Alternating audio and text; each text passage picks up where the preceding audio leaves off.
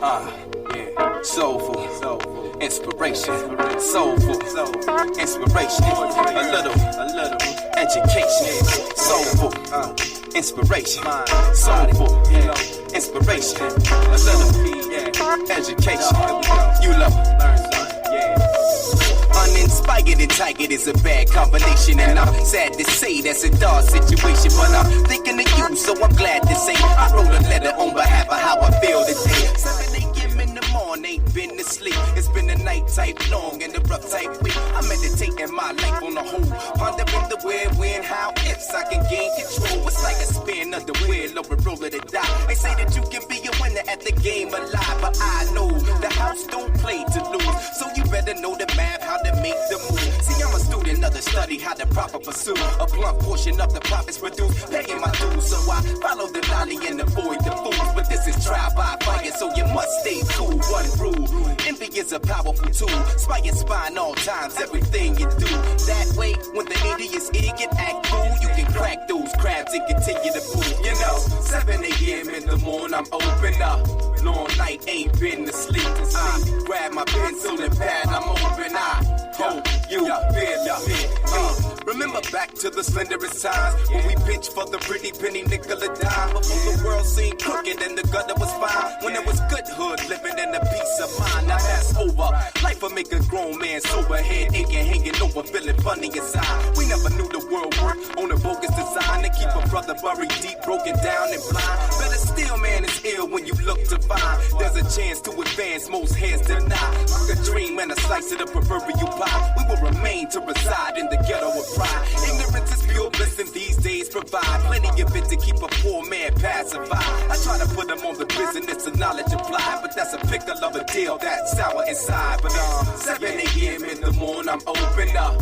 Long night, ain't been to sleep. I grab my pencil and pad, I'm open. I hope you feeling me, man. So many guys that I grew with died, resorted to doing crime and turned doing the time. I can hardly better speak to childhood friends and find every exchange features a fella falling the wayside, that's ill. But then it keeps a brother on bill, mode mentally locked and loaded, ready to deal with any form of friction you can fathom the feel. In a world that wheels drama and fires at will, it bust from dawn to dusk and aim to kill. Cause a lot of souls shook and afraid for real. So instead turn their head, tuck tail and chill, in the hopes not to cope, but that's whack. See, you and I are like a different breed, and we bring to the balance such a desperate need. The eagerness to elevate and evolve the scene, a better space, a better time indeed. Sincerely.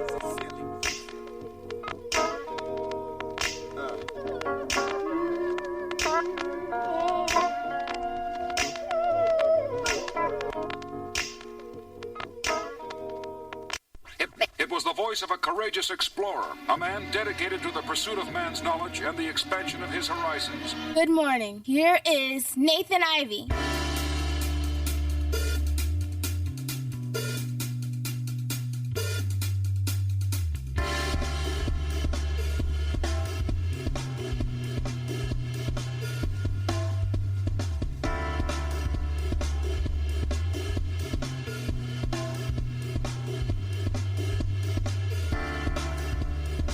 Good morning and welcome back to the Nathan Ivey Show,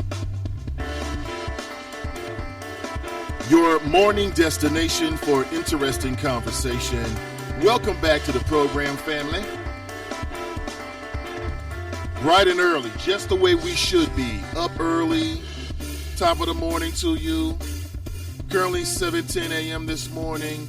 And, pardon me, let's get started, shall we? Welcome back to the last honest place in America, the Nathan Ivey Show. Or maybe the Nathan Ivey Show. Powered by the good folks at Superlative Media. Shout out to all my friends and fam that's listening. I appreciate you. Thank you. And good morning, Chop Shop. What's up, Team and I? Good to see you. Numerous things to discuss. Not the least of which is an ill-ass video I saw this morning of a black man selling CDs.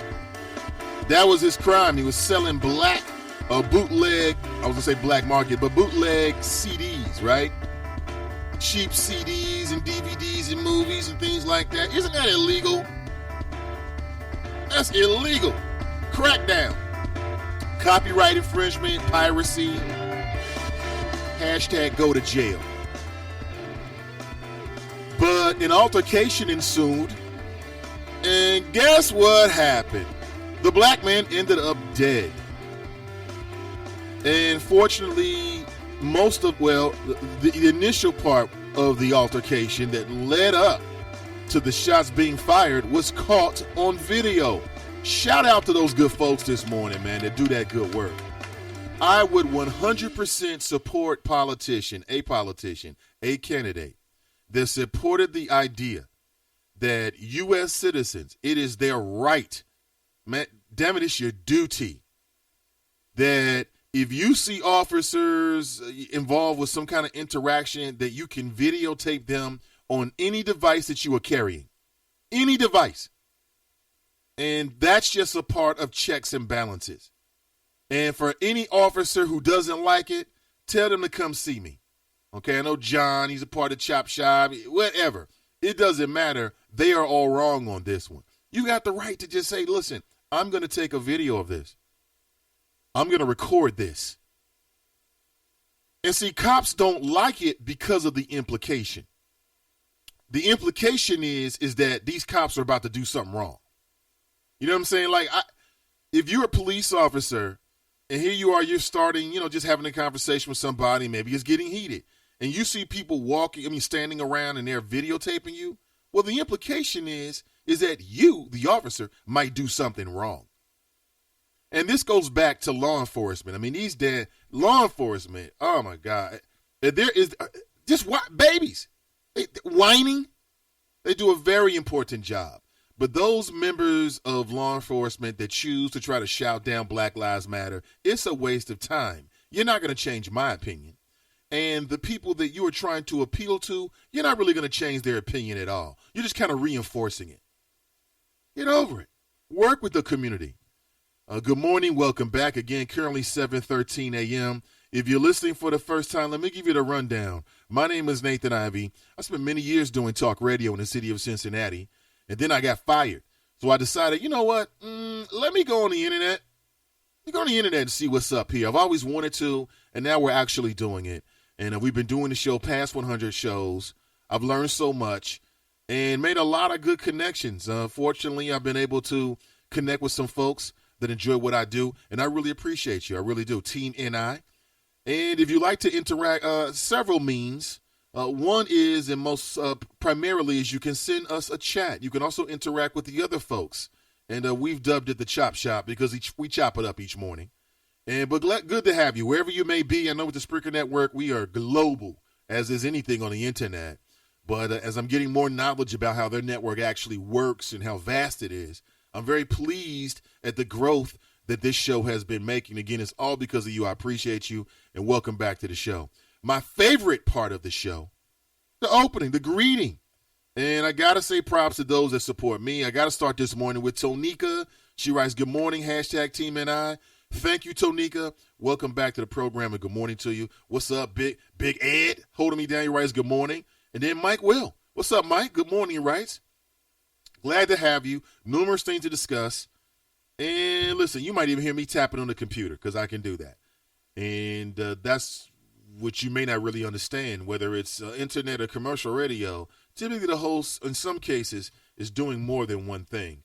And I've already got it ready. I want to fire this up. I want you to check out this video if you've not seen it. I believe it's like 2 minutes long. So what is that? 120 seconds. It's not really that long. It was caught on a cell phone, and it's graphic. It's graphic. And this man, basically, you see the struggle back and forth with officers. At some point, I thought he was pretty much subdued because he's on his back, and he's got two officers who are upon him. Okay, it's not like, they're just chilling. They're on top of this dude. Check this. Check this out. You won't believe how difficult it is to type when you're live on the air at the same time. But here we go. Check this out. And posted it. There it is. It's on Facebook. If you have not seen it, you should check this out. Now, listen. I know I got a lot of friends in law enforcement who listen to the show, including the chief. Okay? I know this. And all I can say is that if you don't find what's on this video disturbing, well, then that's disturbing in and of itself. And if you admit that it's disturbing, well, then you can't have a problem with people in the digital age viewing it, sharing it, talking about it. I mean, this whole thing is the process. Okay, the road toward mending the relationship between the community and the police department is not going to be paved with just ceremonies and, softball games and shaking hands. From time to time, we're going to have some issues that happen nationally or regionally or locally. But this is disturbing. So the man is basically on his back, and the police officer tells him, don't move. And he says, oh, I swear to God. And literally, again, the man's on his back. Literally, he kind of lifts his head. He might have even struggled. Here's the thing about that. If you got two grown officers and they've got their knees in your pressure point, that's going to hurt. And in my humble opinion, the time I spent on this earth is that sometime when you're feeling pain, especially when it's excruciating, your body just kind of moves involuntarily. It is extremely difficult to have two grown or three grown or four grown people pressing all their weight on you. I mean, keep in mind, most Americans are slobs these days. We're slobs. We're a nation of slobs and dope addicts. It's the truth. So, it's not like cats out here built like Tarzan. You better not go see that movie unless you really want to. And if you do, tell me all about it so I don't waste my time and money. Because it's hard earned. And I challenge police officers themselves to allow their brethren, the other officers, to give them a rough ride. Okay, to give them a rough arrest. To put 3 or 4 people having at knees, full body weight, holding you down. And okay, imagine that for a second. You're on the asphalt. You're spread out. That means that your chest is on the concrete, and you got a grown-ass officer with their knee in your back saying, stop moving, stop resisting. Depending on the scenario and how big you are and how much of a threat you are, you might have officers on all of your legs and arms and an officer on your back. Don't you understand you can kill someone like that, man? And so I think, and I've seen this before in videos, where people are just moving around involuntarily. Basically, they're feeling as if their life is about to pass away. That's ridiculous. I mean, that's like me putting a plastic bag over your head, and then as you asphyxiate, okay, as the oxygen runs out, you're not supposed to move or gag or make any kind of movements whatsoever. It's impossible. It is impossible. And it's reprehensible that there are some officers that would try to interpret that, not misinterpret it, because these are very smart people. They know what they're doing. They've interacted with a lot of folks. They've had a lot of different arrests and interactions and altercations. They understand the body language. You know when you're sitting on someone and they can't breathe. Don't give me that nonsense. I don't want to hear it. Oh, it's just like Draymond Green. When you up in the air as an athlete, I don't know where my legs are going. Yeah, right. You're a damn professional athlete. You jump in the air all the time, man. You're an expert of jumping up the air. That's what basketball is. Don't get me started. So, the point I'm trying to make is that I just don't believe the hype where, we didn't mean to asphyxiate Mr. Jackson to death. I don't believe it. I think in the moment it's like, stop moving. And until you stop moving your body, your last death spasms, they don't feel like you've stopped resisting arrest. That's ridiculous. What's my point? Well, in the video, you clearly see this man on his back. The officer looks like he's got a knee on him. I think another officer has his legs. He's wedged right next to a car. Like he's laying on his back it's the worst place you ever want to be. You never want to hit the ground at a convenience store. This dude is on his back outside of a convenience store.